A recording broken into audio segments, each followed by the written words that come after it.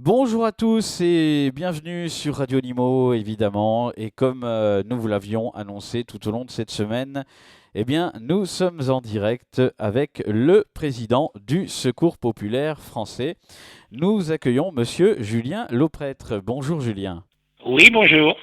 Alors merci en tout cas de nous avoir accordé cette interview. Et donc on va faire un petit peu le point sur les nombreux événements qui se sont passés. Alors on va faire le point un petit peu sur ce qu'il en est vis-à-vis des sinistrés des inondations qui ont lieu du côté de Nemours, Montargis et dans tous les départements, parce que je sais que vous êtes intervenu là-dessus. Quel en est le bilan aujourd'hui? Oui, effectivement, pour vos auditeurs, ils le savent, dès qu'il y a une catastrophe, le Secours populaire se mobilise avec ses bénévoles et nous avons porté notre solidarité pour le secours d'urgence, c'est-à-dire la mise de matelas, de vivres, de choses pour permettre de tenir quelques jours. Et nous avons aussi tout un programme pour permettre aux personnes en difficulté de pouvoir reprendre une vie normale, si on peut appeler ça une vie normale, parce que nous avons fait en sorte qu'il y ait des grandes surfaces, des mécènes, comme on dit, qui nous ont fourni du matériel de chauffage, des frigos, des choses qui sont vraiment indispensables pour retrouver un petit peu de vie. Donc il y a eu une grande activité des bénévoles et il faut une fois de plus souligner leur dévouement et la rapidité de leur intervention. Effectivement, et alors vous avez pu, du moins vos bénévoles, ont pu intervenir dans les maisons parce que ce qu'on a vu à la télé, c'était assez terrible. Finalement, les familles, quel ressenti elles ont aujourd'hui parce que on sait qu'elles ont tout perdu. Oui, c'est vraiment, j'ai trouvé cette expression, c'est un deuil sans mort, vous voyez, parce que Oui, heureusement, il n'y a pas eu de nombreuses victimes, mais c'est vraiment une chose terrible pour une famille de perdre tous ses biens, tout ce qu'il a accumulé au cours de sa vie, là, que ce soit à la fois les papiers, mais aussi les meubles, les souvenirs photographiques. Non, c'est vraiment une grande, grande détresse, et la solidarité a joué à plein, et si ça ne règle pas tout, c'est vraiment irremplaçable dans ces moments, ce qui prouve bien que dans nos sociétés à l'heure actuelle, où il y a tellement de drames, il faut que la solidarité se développe tous azimuts parce qu'il y a d'immenses besoins. bien sûr. Et ce qui est important, encore une fois, c'est pas l'État qui a aidé, c'est encore vous, le Secours populaire. Donc, ce qui veut dire aujourd'hui qu'une association, bah, plus que jamais, on a besoin de vous, quoi.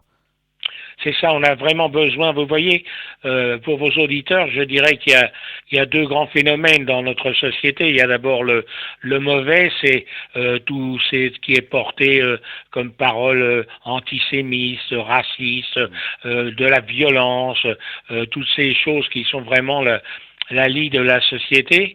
Mais dans le même temps, il y a comme je suis moi un ancien résistant, j'appelle ça une nouvelle résistance. Bien sûr, c'est pas les mêmes conditions Forcément, ouais. connu sous l'occupation, mais l'idée de résister, de faire, et la solidarité, c'est une arme précieuse parce qu'elle elle permet aux gens de revivre, de retrouver une vie normale, d'être aidés. Et par rapport à l'État, nous sommes aussi, et nous avons trouvé cette formule, aiguillons des pouvoirs publics. C'est-à-dire que nous disons à l'État, voilà ce que le Secours populaire y fait pour les sinistrés. Et vous, point d'interrogation, qu'est-ce que vous faites, vous voyez, de façon à bien montrer qu'ils ont aussi leurs responsabilités et qu'il faut qu'ils les prennent. Justement, Julien, puisque vous parliez de l'État et ses responsabilités, est-ce que vous pensez aujourd'hui que l'État prend vraiment ses responsabilités? Vous savez, c'est difficile à dire, mais je crois malheureusement qu'on ne se rend pas compte de la gravité de la situation et que tout n'est pas entrepris pour vraiment donner les moyens aux associations pour aider vraiment les sinistrés, mais aussi ces victimes du sinistre permanent qui est la pauvreté, la précarité.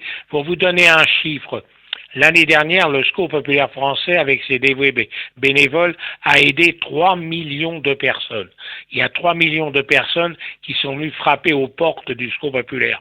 Mais encore, faut-il ajouter combien il y en a qui n'osent pas venir frapper aux portes. Vous voyez, parce qu'il y a la dignité, oh, j'ose pas venir demander et tout ça. Il y en a d'autres qui sont encore plus malheureux que moi.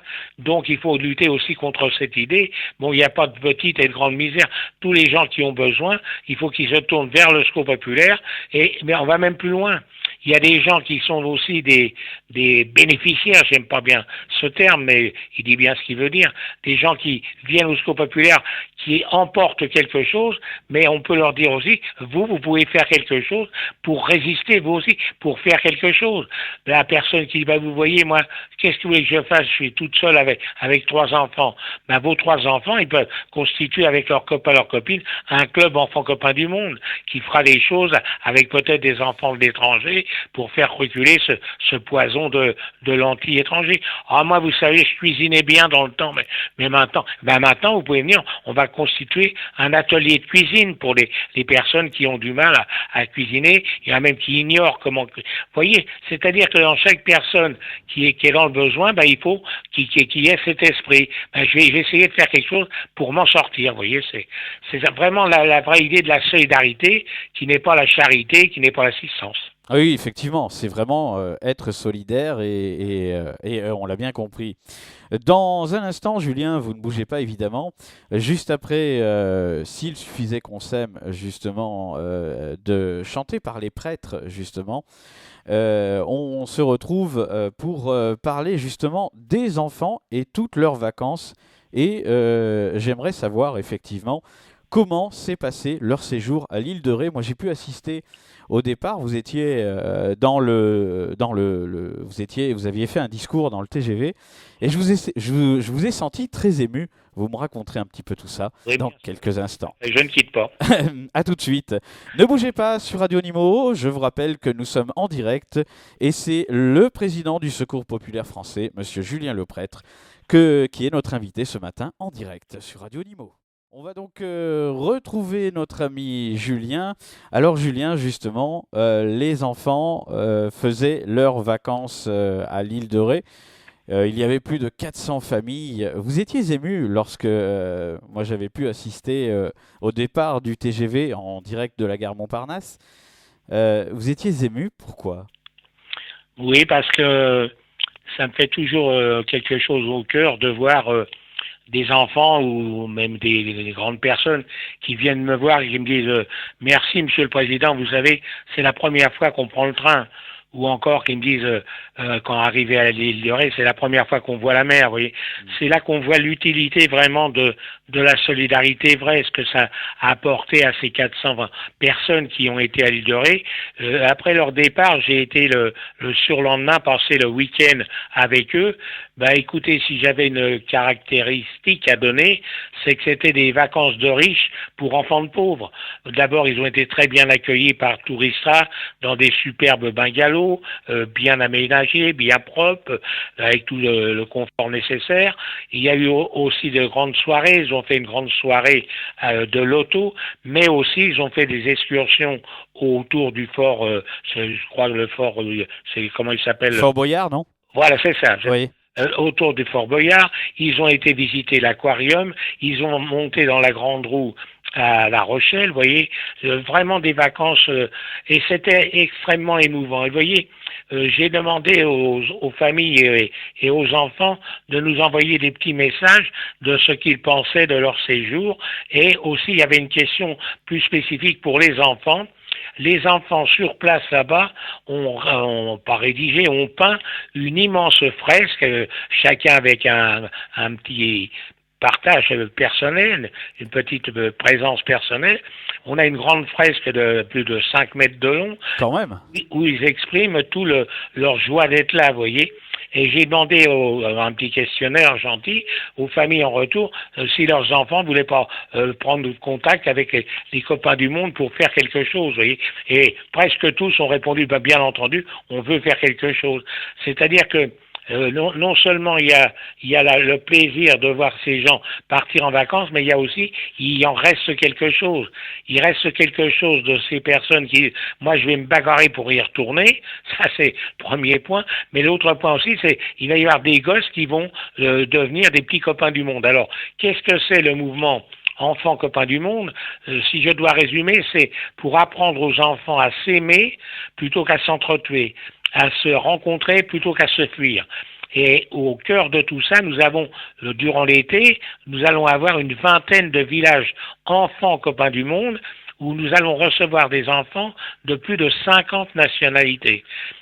Et quand je parle de l'émotion, ben là aussi j'en ai une.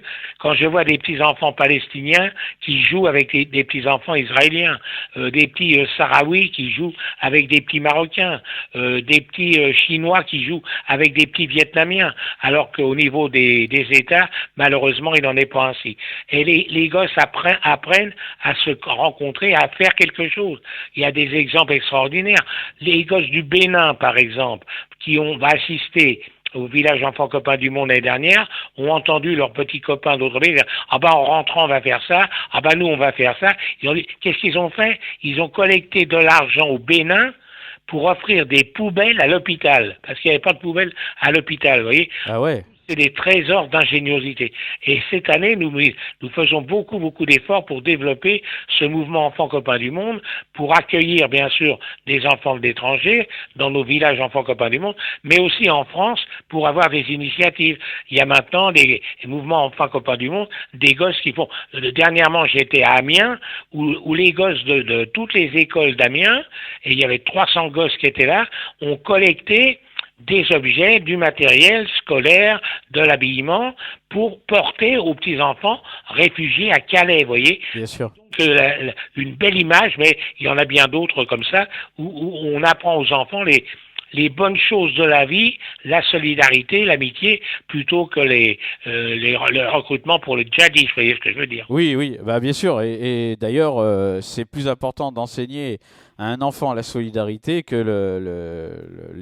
enfin le djihadiste ou autre, parce que Ah oui, c'est sûr. euh, Moi, et ça va paraître peut-être un peu prétentieux à vos auditeurs, mais pourtant c'est la réalité. Les enfants, par exemple, qui ont été à l'île de Ré ou qui ont pris contact avec les copains du monde, qui ont appris les belles choses de la vie, ils seront quand même moins enclins à répondre aux appels des assassins qui recrutent malheureusement des jeunes dans notre pays, vous voyez. et oui, forcément. Et puis, je veux dire pour les parents, parce que quand les parents partent, j'imagine que pour eux, partir en vacances, voir leurs enfants heureux, ça leur fait quelque chose aussi, j'imagine. C'est extraordinaire. On est dans une société, vous voyez, je vous ai dit, on a aidé l'année dernière avec les bénévoles plus de 3 millions de personnes. C'est extrêmement rare que la personne vienne en disant je voudrais partir en vacances. Non, ils viennent demander à manger, à s'habiller, à être aidés pour leur démarche, mais il y en a très peu. C'est nous qui leur disons, mais vous savez, les vacances, c'est un droit. Nous sommes le 80e anniversaire ces jours-ci du vote de la loi sur les congés payés.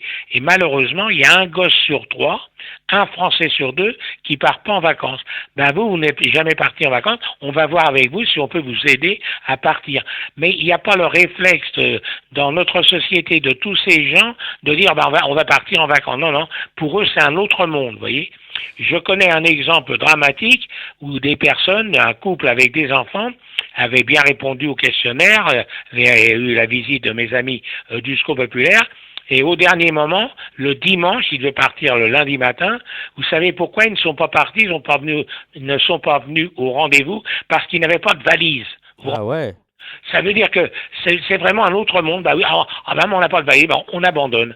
Et des exemples comme ça, on en a beaucoup. C'est-à-dire que il faut qu'on... Donc ça veut dire qu'ils ne se sont pas dit, bah tiens, si j'appelais le secours populaire pour avoir une valise, quoi, finalement. Ah non, nous, on n'a pas ça. Ça veut dire les vacances, c'est pas pour nous. Vous voyez, c'est ça. Ouais, bien sûr. Conclusion.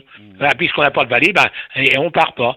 Alors maintenant, on fait bien attention, compte tenu de cet exemple, on aide les gens avant, pendant et après leur séjour. Parce qu'après leur séjour, ils prennent une force dans la vie qu'ils ignoraient. Des personnes qui vont en vacances comme ça, qui sont reçues dans une belle villa ou avec nos amis des Gîtes de France, qui cette année ont conclu un partenariat avec nous. Tous les Gîtes de France sont ouverts à la solidarité. Quand ils sont comme ça dans un bel endroit, qu'est-ce qu'il dit? Moi je vais me bagarrer pour sortir de mon taudis, vous voyez. Bien sûr. Ça donne aussi du punch quoi dans la vie. Et quand vos partenaires, donc là votre société de tourisme était partenaire avec vous, est-ce que ils ont une émotion à exprimer lorsqu'ils accueillent ces enfants quand c'était à l'île de Ré? Oui, oui. D'ailleurs, nous venons de sortir un film, j'en informe vos auditeurs, là, un beau film qui dure 50 minutes, qu'on peut se procurer les cassettes au prix de 12 euros, et où on relate dans ce film, les premières vacances en 1936, cet élan qu'il y a eu vers les trains, les départs en tandem, les canotiers, ce que ça représentait les premiers départs en vacances, et on explique tout ce que fait le Secours populaire pour faire partir les gosses en vacances, les familles ou les jeunes à partir en vacances. Et le film est très bien monté parce qu'il parle de la réalité, vous voyez, Bien sûr. de la vie elle-même. Et ça donne envie aux personnes, quand ils voient le film, de dire, bah, tiens, on va se débrouiller pour nous aussi partir en vacances, parce que les chiffres sont là, incontournables. Il y a un Français sur deux qui n'est pas parti en vacances l'année dernière, et un gosse sur trois, vous voyez. Ah oui, oui. Il y a donc des efforts à faire. Ouais. C'est pourquoi on lance un appel aux dons, on appelle à ce que ce DVD soit bien vendu, pour qu'on ait des moyens financiers, parce que c'est ça l'essentiel. Forcément. Alors, pour Julien, justement, si on peut résumer aujourd'hui, pour qu'un enfant parte en vacances et pour qu'il ait le confort, quoi, combien ça vous coûte concrètement? Ben, déjà, on a dit, voilà, avec 50 euros, ça permet le départ une journée en vacances. C'est très difficile à chiffrer, vous voyez, entre Oui, oui. ce qui est au fin fond de la France, mais on a donné ce prix pour donner une idée que avec 50 euros, ben, vous aidez au départ d'un enfant. Et si vous multipliez ce chiffre, ben, vous multipliez d'autant le départ en vacances, vous voyez. Bien sûr. Nous avons deux cordes à notre arc, si je puis dire. Il y a d'abord toute l'année l'effort pour faire partir des gens en vacances. Il y a les vacances scolaires, il y a aussi des gens qui malheureusement ont besoin de vacances parce qu'ils ont été fatigués ou ils ont eu une maladie. Donc toute l'année on fait. Bien sûr, le mois le plus important, les mois les plus importants, c'est juillet-août. C'est les mois des vacances. C'est là où on aspire le plus à partir quand on y pense, quand on est dans cette catégorie. Et lorsqu'arrive le 15 août, le gosse qui n'est pas parti ne partira pas, c'est évident avec le calendrier. Nous organisons ce que nous appelons les journées des oubliés des vacances. Alors pour vos auditeurs, je dois raconter cette anecdote, c'est que quand nous avons eu l'idée, ça fait plus de 30 ans maintenant, je suis un ancien. Et oui, forcément. Oui, et ça fait plus de 30 ans que nous avons eu l'idée, on avait tout le corps enseignant, toutes les associations qui s'occupent de départ en vacances ou qui s'occupent des enfants d'une façon générale, qui me disaient, mais qu'est-ce que c'est que votre idée? C'est rien du tout. C'est pas une journée qu'ils ont besoin, c'est de vraies vacances. Je dis, bah oui, mais si vous me donnez l'argent, moi je suis prêt, mais j'ai pas l'argent. Mais maintenant, ils ont tous changé d'opinion, tous les enseignants, parce que première rédaction, qu'est-ce que tu as fait pendant les vacances? S'il n'a pas quitté du tout son domicile, il est à sec devant la copie, il est malheureux lui et ses petits copains autour de lui, ou se moquent ou sont malheureux avec lui. Mais les instits me disent que première rédaction, qu'est-ce que tu as fait pendant les vacances? S'il a été seulement une journée à la mer, ou s'il a vu comme 70 000 l'année dernière la Tour Eiffel pour la première fois, il en écrit comme s'il avait été 3 semaines à Saint-Tropez, vous voyez. Eh oui, forcément. Et la même chose, les enseignants me disent que même pour leur parcours scolaire, ça a des bonnes choses. Oui. Le gosse, il est mieux dans ses baskets, il travaille mieux. C'est difficile à comprendre, mais pourtant c'est ça. Oui, oui. Il travaille mieux à l'école s'il est parti en vacances. Et oui, parce que forcément, il s'est aéré, il a quitté son environnement. Donc ça aide, effectivement. Julien, dans un instant, on continuera à parler des enfants parce que c'est un thème où je sais que tout le monde aime bien. Et on parlera justement de cette journée à Walt Disney. Et là aussi, j'ai cru comprendre que les enfants étaient assez émerveillés, j'imagine. Oh là là, Oui. bien sûr. Et oui, on se retrouve juste après. Voici Écrit l'histoire sur Radio Nimo. Écrit l'histoire, chantée toujours par le groupe des prêtres. Nous retrouvons tout de suite Julien Lauprêtre en direct sur Radio Nimo, puisque je vous rappelle qu'il est notre invité ce matin. C'est le président du Secours populaire français, justement. Alors, Julien, on parlait des enfants, bien sûr. Ils ont vécu une journée à Euro Disney. Alors, pour eux, était-ce une journée inoubliable? On va dire oui, non? Oui, ben c'est ça, vous avez raison, c'est vraiment une journée inoubliable. Je le dis souvent dans de telles occasions, là, parce que nous en avons beaucoup dans toute la France, de regarder, je dis aux journalistes, regardez les yeux des enfants. Et c'est vraiment un émerveillement de voir les yeux des enfants qui découvrent un monde qu'on n'était pas du tout amené à rencontrer. Et là, ça a été un gros effort parce qu'il y a eu plus de 6000 personnes avec les gosses qui étaient là. C'est donc une grosse opération qui a été menée, là encore, avec le dévouement de tous nos bénévoles. Mais vraiment, ça, comme je dis, ça paye des efforts parce que de voir la joie des enfants, qu'ils découvrent un monde absolument irréel pour eux, et ils y sont, ils peuvent vivre ce moment. C'est un moment extraordinaire. Mais j'ai vécu la même chose la semaine dernière avec comment ça s'appelle, la solitaire du Figaro. Vous savez, Oui, oui, oui. course de voiliers qui parcourt la France par les différents ports. Et nous étions invités avec une cinquantaine d'enfants à participer au voyage du Havre à Deauville, donc la première étape, avec les enfants. Ben, j'ai assisté à l'arrivée des enfants à Deauville. Ben, vous voyez, c'était le même spectacle que j'avais eu la semaine précédente à Disney. C'est-à-dire que tout ce qu'on peut faire pour donner un peu de joie aux enfants, les aider à rencontrer des autres, à prendre espoir, à se sortir de leur vie bien difficile, c'est vraiment très, très heureux. Des fois, il y a des journalistes qui me disent mais ce que vous faites pour vous, c'est une goutte d'eau dans la mer. Non, non, non. Je leur dis non, c'est un océan qu'ils reçoivent.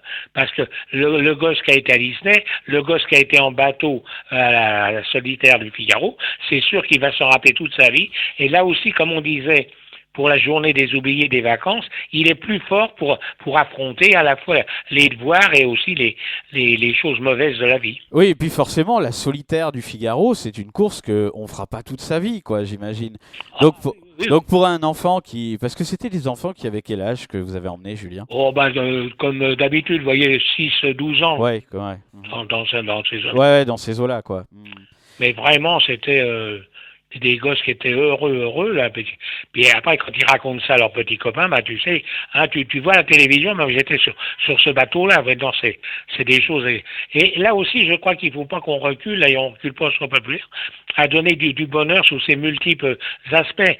L'aspect à la culture, l'aspect au sport, c'est une chose importante. Vous voyez, le ballon, les ballons d'or qui servent à la Coupe d'Europe en ce moment, eh ben, au départ, ils ont été présentés au public par des enfants du Secours populaire. Ah ouais. On cherche toutes les occasions de semer du bonheur pour les gosses. Et cette année, est-ce que vous prévoyez quelque chose pour les enfants du Secours populaire, pour l'Euro? Parce que j'imagine que... Ah, Alors, je vous ai dit déjà, il y a dans de nombreux endroits où c'est eux qui sont porteurs du ballon des pour ballons, effectivement, ouais. nous avons plusieurs centaines de places qui ont été réservées pour les enfants copains du monde et pour les jeunes également. Et nous en profitons pour resserrer encore les liens avec les fédérations sportives. Nous avons de bons liens avec la Fédération française de foot, mais avec toutes les fédérations, vous voyez, y compris la Fédération handisport, parce que ça nous permet à des gosses d'avoir accès au sport. Et quand ils assistent à un match ou quand ils ont le droit et le privilège de s'entraîner sur une piste ou dans un stade, vous voyez, pour le gosse, c'est aussi extraordinaire d'être un peu un gosse comme les autres, quoi, de ce qui devrait y avoir droit. Pour l'accès à la culture, c'est la même chose. Nous faisons de grands efforts pour qu'ils visitent le Louvre, les grands monuments historiques, les grands lieux historiques de notre pays. Là aussi, pour leur apprendre, là je répète, je l'ai fait plusieurs fois depuis ce matin, à vivre comme les autres, voyez. Oui, je crois que c'est important et on le sent d'ailleurs dans votre conviction que vous, ce que vous vouliez, c'est que bah, les enfants vivent comme tous les autres enfants et C'est ça. d'où l'importance évidemment. Julien, on sait qu'on peut choisir pourquoi on fait un don au Secours populaire. Comment cela se passe? J'envoie mon chèque et je choisis, par exemple, si je fais... Si Bien je... sûr. Vous pouvez faire, en ce moment, ça évidemment, c'est la grande rentrée, il y a eu pour les inondations, Bien sûr. ça continue, mais maintenant les grandes entrées, c'est pour permettre aux enfants de partir en vacances, voyez. J'ai lancé un appel un peu solennel le jour anniversaire du dépôt de la loi sur les congés payés, en disant, ben voilà, il y a 80 ans aujourd'hui, il y a eu le vote de la loi, il y a eu le dépôt de la loi sur les congés payés. Quelques jours après, à la quasi-unanimité des députés et des sénateurs, ça change un peu de maintenant, vous voyez, Bien sûr. unanimité, il y a eu le vote de cette loi. Cette loi qui permet donc d'accéder, en étant payé, à des vacances. C'est la première grande victoire historique des gens qui ne pouvaient pas partir, qui peuvent partir en vacances. Et malgré ça, je l'ai dit, je me répète, il y a un gosse sur 3 qui part pas, un Français sur 2. Donc, il faut donner de l'argent au secours populaire mais on peut aussi répondre aux différents appels. En ce moment, nous avons un appel pour l'Équateur, où il y a eu une terrible catastrophe qui est passée complètement inaperçue des médias, mais où il y a des centaines de morts. Et j'ai vu des images parce que nous avons réalisé un film avec notre délégation sur place. Et là aussi, ça fait chaud au cœur de voir les gens qui ont des brassards, des t-shirts du Secours populaire et qui apportent dans ces régions sinistrées, des fois au péril même de leur vie, parce que c'est pas des lieux sensibles, la terre continue de trembler. Donc, pour répondre précisément à votre question, les dons sont bien utilisés. Ils peuvent bénéficier de la réduction des dons accordés aux associations reconnues d'utilité publique, près de 75%, et il y a toujours le rendu compte du don qui a été fait. Il y a toujours un certificat de don qui est envoyé à toutes les personnes, vous voyez. Et est-ce que vous, encore, Julien, dans votre équipe, un nouveau bénévole peut venir participer à cette aventure? Non seulement un nouveau, mais beaucoup de nouveaux bénévoles. Il vient d'y avoir une enquête qui a été publiée qui explique que 80% des Français sont prêts à faire œuvre de bénévolat. Alors, vous voyez... Ouais, ce qui est quand même beaucoup. Eh oui, c'est ce que je dis à mes amis du Bureau national. Alors après, ben évidemment, il faut les accueillir parce que le bénévole, il vient des fois, il dit, moi je voudrais faire ça. Ben oui, on va voir avec vous comment vous allez pouvoir le faire. Mais il y a un élan de générosité extraordinaire. Vous savez, par exemple, il y a le boulanger, vous achetez une baguette. Il dit, vous pouvez pas m'en payer 2. Et pourquoi? Parce que je la donnerai à un SDF ou à quelqu'un qui n'a pas les moyens d'acheter. Il y a des restaurateurs qui, jamais en aussi grand nombre, nous offrent des places pour que des personnes qui ne vont jamais au restaurant puissent y accéder. Vous voyez, c'est ce que je vous disais au début. Donc ça veut dire que même les restaurateurs aujourd'hui jouent le jeu pour que... Ah ouais. De plus en plus. Avant, on avait un cas isolé qu'on mettait en avant, mais maintenant, non. Il y en a vraiment. C'est un phénomène dommage, je dirais. Vous voyez, c'est pareil pour les boulangers, c'est pareil pour beaucoup de commerçants qui font l'arrondi ou en caisse pour le secours populaire. D'accord. C'est vraiment des exemples qui me donnent raison d'avoir la foi, vous voyez ce que je veux dire. J'imagine, oui, forcément. Et contrairement à ce qu'on entend des fois, tous les Français sont égoïstes. Non, non.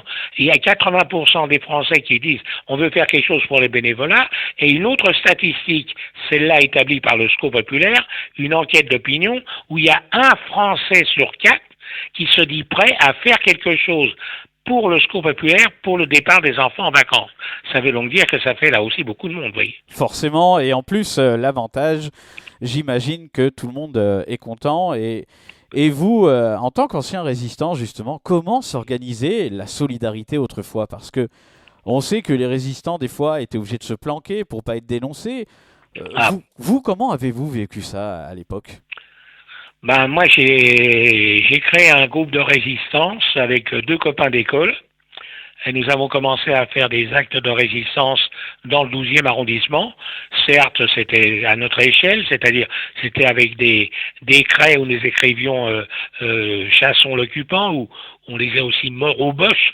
Ah oui, d'accord. Ouais, vous voyez, on a fait 2-3 coups d'éclat. Le principal, c'est que un soir, juste avant le couvre-feu, on a enlevé une des barrières qui empêchait les Français de marcher sur le trottoir de la caserne Reuilly, qui était un haut lieu de la direction allemande, vous voyez. Et on a enlevé une barrière, et le lendemain, on était tout contents parce que les Français pouvaient marcher sous leur trottoir, vous voyez. Il paraît que ça avait fait un bruit terrible dans la caserne, d'ailleurs, parce que on avait battu les Boches sur leur terrain. Je courais vite à l'époque, vous voyez, je crois pas que je pourrais leur faire maintenant. Ensuite, on a trouvé le contact avec la jeunesse communiste clandestine. Et là, c'était beaucoup plus organisé, vous voyez. On prenait la parole dans les cinémas pour appeler à la résistance. On lançait des tracts du haut des fenêtres dans les quartiers populaires. On lançait des tracts aussi en vélo. Il y avait vraiment tout. Et malheureusement, le 20 novembre 1943, je me rappelle comme si c'était hier, j'avais un peu plus de 17 ans, j'ai été arrêté par les fameuses brigades spéciales, c'est-à-dire des flics français qui ne faisaient que ça, de pourchasser les résistants et de les livrer aux Allemands. Et moi, j'ai été pendant 8 jours, à côté des auditeurs connaissent sûrement l'affiche, de l'affiche rouge, c'est-à-dire de tous ces étrangers qui refusaient de faire la guerre aux Français, mais qui la faisaient aux Allemands. C'était ce qu'on appelait l'affiche rouge des résistants étrangers. Et les Allemands les ont tous exécutés, mais avant leur exécution, moi j'ai connu 8 jours et 8 nuits les bureaux de la préfecture de police qui étaient transformés en prison avec ces Manouchians et tous ces. Je les ai connus pendant 8 jours et 8 nuits, vous voyez. Et comment, parce que bon, quand on est arrêté comme ça, emprisonné, on se pose beaucoup de questions ou finalement on sait pourquoi on l'est et... Ah oui, oui, moi je savais pourquoi j'étais là. D'accord. J'étais pas surpris, mais par contre, ça a toujours été la surprise des gens qui m'interrogeaient. J'ai toujours nié tout ce qu'ils disaient. Mais non, c'est pas moi, j'ai pas fait ça, vous voyez. Oui, oui.